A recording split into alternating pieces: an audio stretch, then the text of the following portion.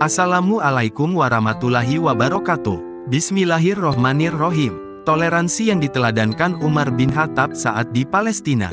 Umar bin Khattab adalah Khalifaur Rasyidin kedua dalam sejarah Islam. Ia memerintah dari tahun 634 hingga 644 Masehi. Umar dilantik jadi khalifah, berdasarkan wasiat dari Abu Bakar. Ia menunjukkan sikap tolerannya saat berada di Palestina. Imam Suyuti dalam kitab Tarikh Khulafa, halaman 95, mendeskripsikan Umar sebagai sahabat yang paling dekat dan dicintai oleh Rasulullah Shallallahu Alaihi Wasallam. Sosok Umar terkenal sebagai orang yang tegas, berani, dan adil. Pada sisi lain, juga termasuk orang yang sangat cerdas dan berintegritas tinggi. Di bawah pemerintahan Umar yang mencapai 10 tahun 6 bulan, Islam berkembang cukup pesat. Wilayah kekuasaan Islam semakin luas, meliputi Jazirah Arab, Persia, Suriah, Yordania, hingga Palestina. Pada tahun ke-18 Hijriah, wilayah Jundisapur, Raha, Simsat, Haran, Nasihin dan sebagian Jazirah Arab telah takluk di bawah kekuasaan Umar bin Khattab. Pada akhirnya, Islam di bawah pemerintahan Umar menjadi kekuatan dunia baru, setelah Romawi dan Persia. Walaupun demikian, Umar bin Khattab senantiasa mengimplementasikan berbagai kebijakan yang menekankan toleransi dan keadilan pada setiap orang, termasuk pada non-muslim. Umar senantiasa memastikan hak-hak minoritas, termasuk orang-orang Yahudi dan Nasrani, Kristen, diakui dan dijaga di bawah pemerintahannya. Setiap agama dibebaskan memeluk dan meyakini keyakinannya, tanpa diskriminasi. Gereja-gereja dan sinagog berdiri bebas, tanpa takut dihancurkan. Dikisahkan bahwa ketika Umar bin Khattab memasuki kota Al-Quds, Palestina. Ketika itu, waktu Asyar telah tiba, bertepatan Umar tengah berada di dalam salah satu gereja di Palestina.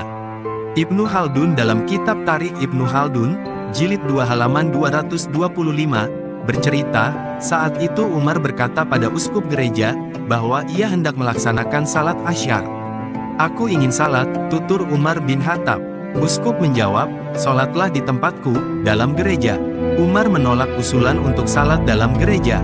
Ia lebih memilih salat di anak tangga di depan pintu gereja sendirian. Setelah selesai salat, Umar membeberkan alasan kenapa menolak salat dalam gereja pada uskup itu. Seandainya aku salat di dalam gereja, nanti para kaum muslimin akan mengambil gereja ini dan mengalihfungsikan menjadi masjid, dengan alasan, di sini, Umar salat. Sementara itu, tatkala Umar bin Khattab memasuki kota Yerusalem, ia berpesan pada umat Islam untuk tidak mengganggu orang Kristen dan juga gereja mereka. Pasalnya, itu adalah hak kaum untuk beribadah. Hal ini sebagaimana diceritakan Syekh Soleh bin Abdurrahman Al-Husain, dalam kitab Et-Tasamu wal Udwaniyah Baina Al-Islami wa Al-Gharab, halaman 120.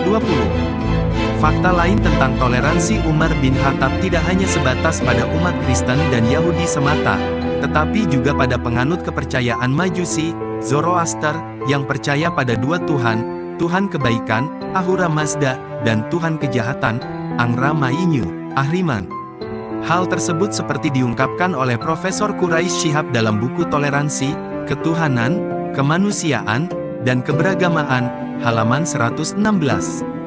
Hal itu terbukti, ketika Islam sudah menguasai Persia, yang mayoritas penduduk aslinya menganut agama Majusi, Umar bin Khattab melakukan musyawarah menyangkut bagaimana seharusnya memperlakukan mereka. Langkah itu diambil, agar jangan sampai mendiskriminasi pemeluk agama yang menyembah api ini. Adapun hasil musyawarah antara Umar bin Khattab dengan pemeluk agama Majusi, memutuskan berdasarkan yang dinisbahkan kepada Nabi Muhammad yang menyatakan agar mereka diperlakukan serupa dengan perlakuan terhadap Kristen dan Yahudi. Antara semua setara di depan hukum dan pengadilan, tanpa diperbolehkan mendapatkan diskriminasi. Pada sisi lain, Umar bin Khattab juga menunjukkan sikap toleransi ketika mencetuskan Perjanjian Elia. Perjanjian Elia adalah sebuah perjanjian antara Khalifah Umar bin Khattab dengan penduduk Yerusalem, Palestina, setelah penaklukan kota tersebut oleh pasukan Muslim pada tahun 636 Masehi. Perjanjian ini dikenal juga dengan nama Muahadah Ilya, yang berarti Perjanjian Yerusalem. Berdasarkan kitab Al-Khulafa Ar-Rasyidin, karya Abdul Wahab Al-Najjar, bahwa perjanjian ini disepakati pada tanggal 15 Hijriah, 636 Masehi, bertepatan dengan tanggal 12 April tahun 636 Masehi.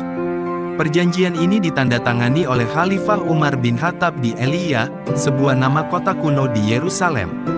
Dalam perjanjian Elia ini, Umar bin Khattab memberikan jaminan keamanan kepada penduduk Yerusalem, termasuk orang-orang Kristen dan Yahudi. Jaminan keamanan tersebut berupa kebebasan hidup, kebebasan beragama, kebebasan bertempat tinggal, kebebasan memiliki harta benda, dan kebebasan menjalankan ibadah. Secara spesifik dalam urusan beribadah di perjanjian Elia, Umar bin Khattab menyebutkan gereja-gereja Kristen tidak boleh dirampas, dihancurkan, atau diubah fungsinya. Penduduk Yerusalem tidak boleh dipaksa untuk memeluk agama Islam.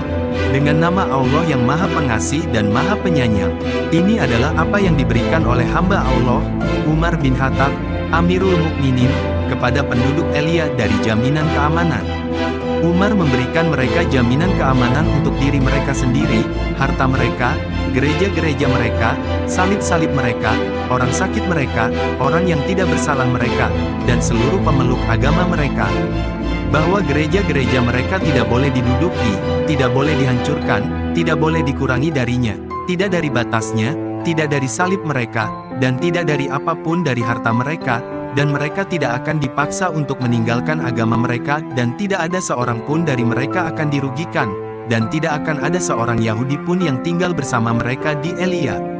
Semoga kita bisa mengambil hikmah dan pelajaran dari kisah ini, amin ya robbal alamin. Wallahu a'lam bishawab. Assalamualaikum warahmatullahi wabarakatuh.